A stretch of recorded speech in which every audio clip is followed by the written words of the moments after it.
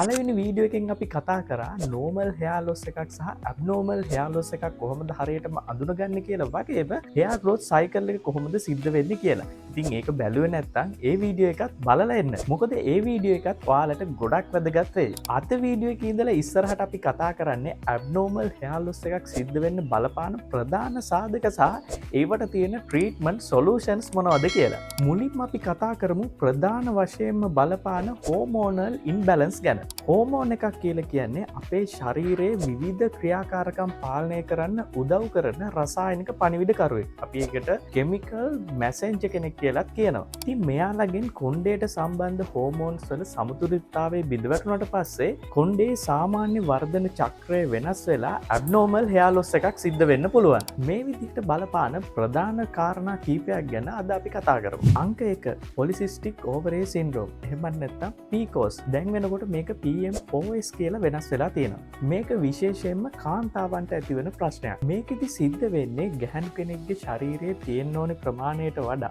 පිරිමි අයගේ වැඩි වශයෙන් තියෙන ඇන්ඩ්‍රොජන් කියන හෝමෝනය නිෂ්පාදනය වීමයි. මේ නිසා හිස් කබලේ තියෙන කොණ්ඩය තුනී වෙලා අසාමාන්‍ය විදිහට හැලෙන්න ගන්නවා. ඒ වගේම තමයි ඔයාගේ මුහුණේ සහ ශරීරයේ අනවශ්‍ය විදිහට රෝම වර්ධනය වීමත් ඔසප් චක්‍රය අක්‍රම වීමත් සිද්ධ වෙනවා. අංක 2 තයිරොයිඩ් ග්‍රන්ථියේ ගැටලු. අපේ ශරීරයේ පරිවෘත්තීය ක්‍රියාවලිය පාලනය කරන්නේ මේ තයිරොයිඩ් හෝමෝනය. මේ හෝමෝනය අවශ්‍ය ප්‍රමාණයට වඩා වැඩියෙන් හෝ අඩුවෙන් නිෂ්පාදනය වීම හයිපෝතයිරොයිඩිසම් හෝ හයිපර්තයිරොයිඩිසම් කියන තත්ත්වයන් කොණ්ඩේ හැලෙන්න ඍජුවම බලපානවා. මේ තත්ත්වයන් වලදී කොණ්ඩගස්වල මුල් වලට වැඩ කරන්න ඕන කරන ශක්තිය නොලැබී යන නිසා කොණ්ඩගස් අසාමාන්‍ය විදිහට හැලෙන්න ගන්නවා. අංක 3 ගැප් ගැනීම සහ දරු ප්‍රසූතියෙන් පසු කාල සීමාව. ගැපිණි කාලයේදී කාන්තාවකගේ ශරීරයේ ඊස්ට්‍රජන් හෝමෝන මට්ටම ගොඩාක් ඉහළ යනවා. මේ හෝමෝන් එක නිසා hair growth cycle එකේ ඇනර්ජන් phase එකේ කාල සීමාව වැඩි කරගන්න help කරනවා. මේකේ ප්‍රතිඵලයක් විදිහට කොණ්ඩේ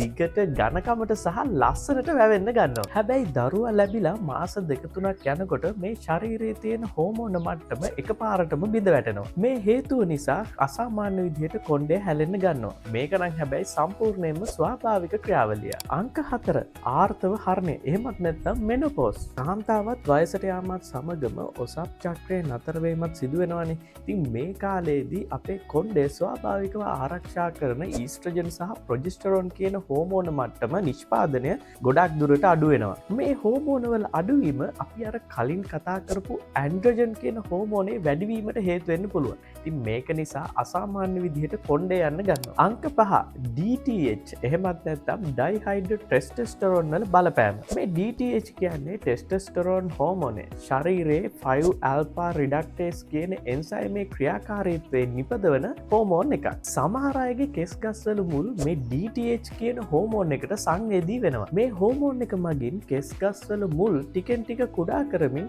අලුතින් වැවෙන කොණ්ඩ ගස් තුනී කරනවා. කාලයත් එක්ක පිරිමි අයගේ තට්ටේ පෑදීමටත් ගැහැණු අයගේ කොණ්ඩේ තුනී වීමටත් මේක හේතු වෙනවා. මේක නිසා අලුතින් වැවෙන කොණ්ඩේ තුනී වෙනවා. කොණ්ඩේ ඇනර්ජන් phase එක කෙටි වෙනවා. කාලයත් එක්ක hair follicles ගොඩාක් කුඩා වෙලා කොණ්ඩේ වැවීම නතර වෙන්නත් පුළුවන්. මේ තත්ත්වය අපි follicle miniaturization කියලා හඳුන්වනවා. දැන් අපි බලමු මේ hormonal imbalance වලට තියෙන treatment solutions මොනවද කියලා. මුලින්ම අපි කරන්න ඕනි ඔයාටත් අපි මේ කතා කරපු ලක්ෂණ තියෙනවා නම් වෛද්‍යවරයෙක් හමු වෙලා ඔයාගේ රෝග ලක්ෂණ වෛද්‍යවරයාට පැවසුවට පස්සේ වෛද්‍යවරයා හඳුනගත්තොත් ඔයාටත් තියෙන්නේ hormonal imbalance එකක් කියලා වෛද්‍යවරයා අදාළ කරන ටෙස්ටින් ටික ඔයාට නිර්දේශ කරනවා. ගොඩක් දුරට වෛද්‍යවරුන් ඔයාට තියෙන hormone imbalance එකක් නිසා කියලා සැක කරනවා නම් මෙන්න මේ කියන ටෙස්ටින් ටික ඔයාට නිර්දේශ කරන්න පුළුවන්. ඊට පස්සේ අදාළ ප්‍රශ්නයට තමයි අපි ප්‍රතිකාර කරන්න ඕනි. ඒකට අපි කියනවා underlying condition treatment කියලා.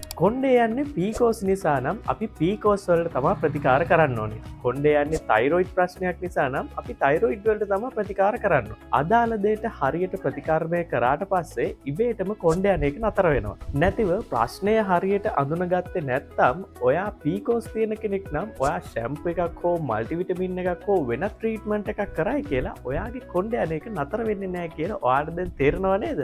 abnormal hair loss එකක් කියන්නේ ගොඩක් වෙලාවට අපේ ශරීරයේ ඇතුලෙන් දෙන සිග්නල් එකක්. ඉතින් මේක ඔයාලා කිසිම වෙලාවක නොසලකා හරින්න එපා. අද අපි කතා කරේ abnormal hair loss එකට බලපාන ප්‍රධාන කාරණාවක් වන hormone imbalance කියන කාරණාව ගැන පමණයි. ඊළඟ වීඩියෝස් වලින් අපි මේ වගේ තවත් ප්‍රධාන සාධක ගැන කතා කරමු. සම්පූර්ණ වීඩියෝ මාලාව බැලුවට පස්සේ ඔයාට ලොකු අවබෝධයක් මේ hair loss ගැන ලබා ගන්න පුළුවන්. වීඩියෝ එක වැදගත් වුණා කියලා හිතනවා නම් තව කෙනෙක්ට බලන්න ෂෙයා කරන්න. ඒ වගේම තමයි දිගටම මේ health compass channel එකත් එක්ක රැඳිලා හිටියොත් ඔයාට මේ hair loss දැනුම පිළිබඳ විතරක් නෙමෙයි මේ සෞඛ්‍ය පිළිබඳ ගොඩාක් විස්තර දැනගන්න පුළුවන් වෙනවා.